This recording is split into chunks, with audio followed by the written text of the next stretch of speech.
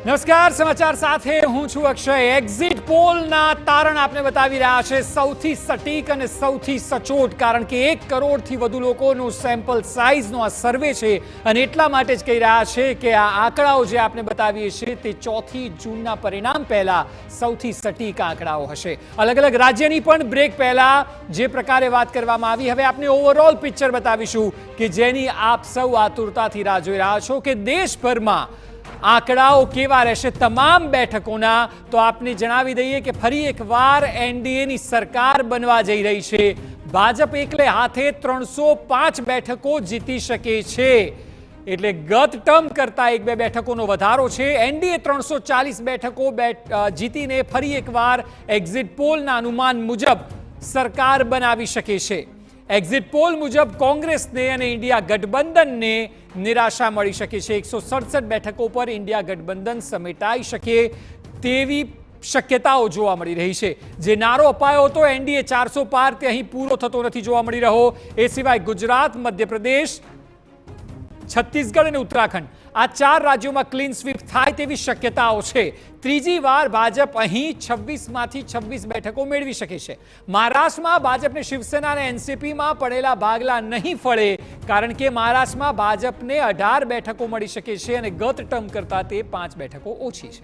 ઉત્તર પ્રદેશમાં ભાજપને મળી શકે છે 61 બેઠક, સૌથી મોટું રાજ્ય કે જેના થકી દિલ્હીનો રસ્તો ક્લિયર થતો હોય છે। તે રાજ્યમાં સપાને 12 અને કોંગ્રેસને મળી શકે છે 3 બેઠકો। એટલે આપને જે ઓવરઓલ આંકડા બતાવ્યા તેમાં ગુજરાત, એ સિવાય સૌથી મોટું રાજ્ય ઉત્તર પ્રદેશ અને આખા દેશમાં આંકડા શું રહી શકે છે તે આપને બતાવી રહ્યા છે। ભાજપ એકલે હાથે ફરી એકવાર સત્તા બનાવશે તેવી પૂરેપૂરી શક્યતાઓ જોવા મળી રહી છે। આપને જે આંકડા બતાવીએ છીએ તે મુજબ આપ જુઓ, ગઠબંધન તરીકે એનડીએને 340 સીટ મળી શકે છે, ઇન્ડિયાને 167 અને અન્ય જે છે તેને 36 બેઠકો મળી શકે છે।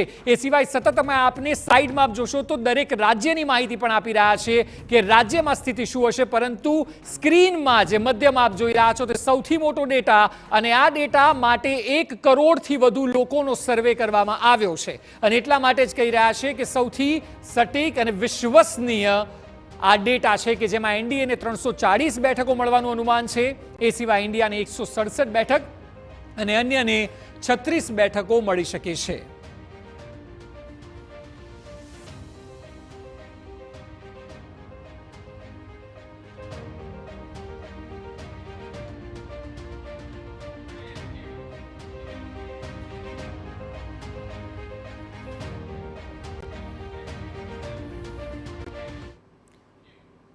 તો જ્યારે ઓવરઓલ પિક્ચર અમે આપને બતાવ્યું ત્યારે સૌથી પહેલો સવાલ કોંગ્રેસના પ્રવક્તા નિશાંત રાવલ જ્યારે જોડાયા છે ત્યારે નિશાંતભાઈ આપને એ કરવા માંગીશ કે અનેક પ્રયત્નો ઇન્ડિયા દ્વારા કરવામાં આવ્યા। રાહુલ ગાંધીએ પદયાત્રા સુધી પાછલા 1-2 વર્ષમાં કરી છે અને જે પ્રકારે અપ્રોચ હતો ત્યારબાદ એક અપેક્ષા હતી કે સરકાર બનાવવા તરફ કોંગ્રેસ અને ઇન્ડિયા ગઠબંધન સ્ટ્રેટેજી બનાવી રહ્યું છે, પરંતુ આંકડા તેનાથી વિપરીત ત્રીજી વાર અહીં એનડીએ સરકાર બનાવે તેવું લાગી રહ્યું છે।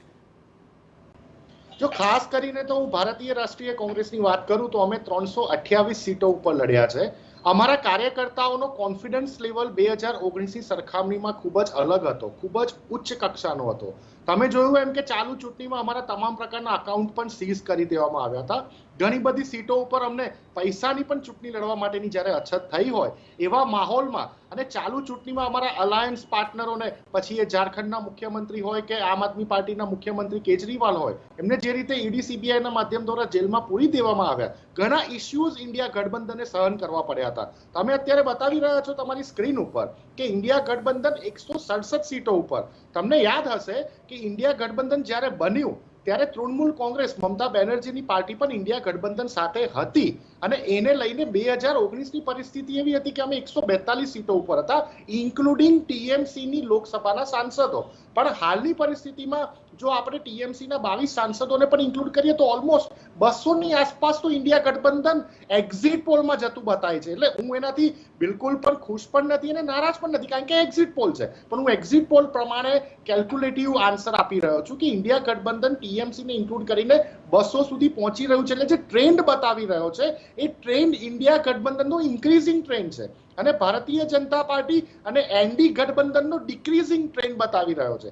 આ ટ્રેન્ડમાં 5 થી 10,000 15,000 થી ના માર્જિન વાળી અસંખ્ય સીટો છે, જે સીટોનું ખાલી ને ખાલી આપણે 4 જૂને પરિણામ રૂપી જોઈ શકીએ છીએ. એટલે જે રીતે ખડગે સાહેબે 295 સીટો ઇન્ડિયા ગઠબંધન લાવીને સરકાર રચવાની પરિસ્થિતિમાં આવશે એની આજે પ્રેસ કોન્ફરન્સમાં વાત કરી, એ તમને ક્યાંક ને ક્યાંક અમે નજીક પહોંચી રહ્યા હોઈએ એવું તમને લાગી રહ્યું છે આ એક્ઝિટ પોલ પ્રમાણે. અને જે ભારતીય જનતા પાર્ટીનું જે વાત હતી કે 400+ એનડીએ અને 370+ એકલું બીજેપી, એક ખાસું એવું ડિક્રીઝિંગ મુવમેન્ટમાં આવી ગયું છે.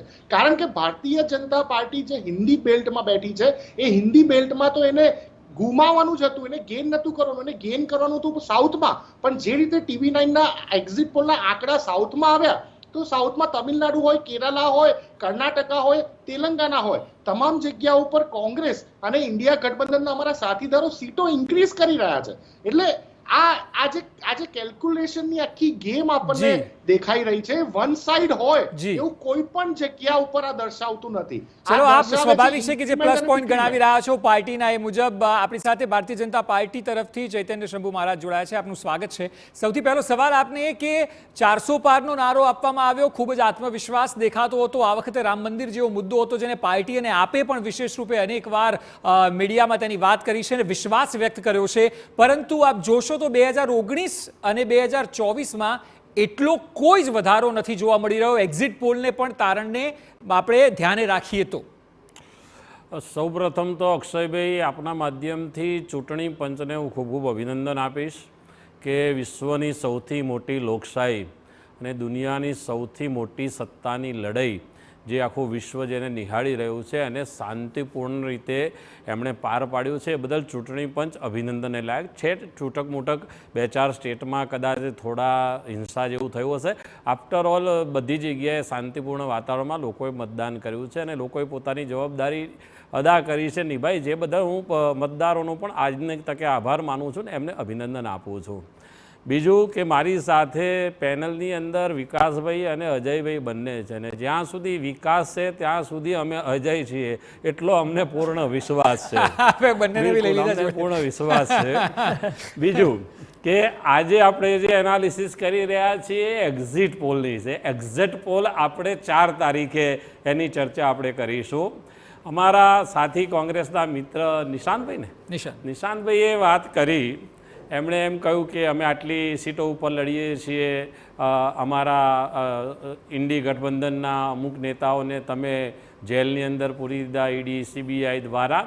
જો ભારતીય જનતા પાર્ટીએ પૂર્યા, ઈડી કોઈ ભારતીય જનતા પાર્ટી નથી ચલાવતું, એ સ્વાયત્ત છે. અને ભૂતકાળની અંદર પણ ઈડીએ આ રીતે જ વિપક્ષોને જ્યારે સાણસામાં લીધા છે, એ આખો ઇતિહાસ દેશને દુનિયા જાણે છે. બીજું, માની લો કે અમે ખોટું કર્યું, તમારા નેતાઓને ઇન્ડી ગઠબંધનના પકડી લીધા, તો અમારા માટે માઇનસ જવું જોઈએ. જો પ્રજામાં એ વાત હોય કે આ ખોટું ભારતીય જનતા પાર્ટી કરી રહી છે, તો ઝારખંડમાં અમે ડાઉન થવા જોઈએ. દિલ્હીની અંદર કદાચ અમારી 7 છે એમાંથી 2 સીટો થઈ જાય, 5 સીટો અમે કદાચ હારી જઈએ. એટલે વિરુદ્ધમાં પ્રજા હોય તો એ પ્રજા જે છે, પ્રજા બધું જાણે છે. બીજું કે જેની સામે ઈડીએ એક્શન લીધા છે, એ બધા જ એક્શનમાં ફરિયાદીઓ જે છે પહેલાં થયેલા છે. માની લો કે લાલુ પ્રસાદ ઉપર જ્યારે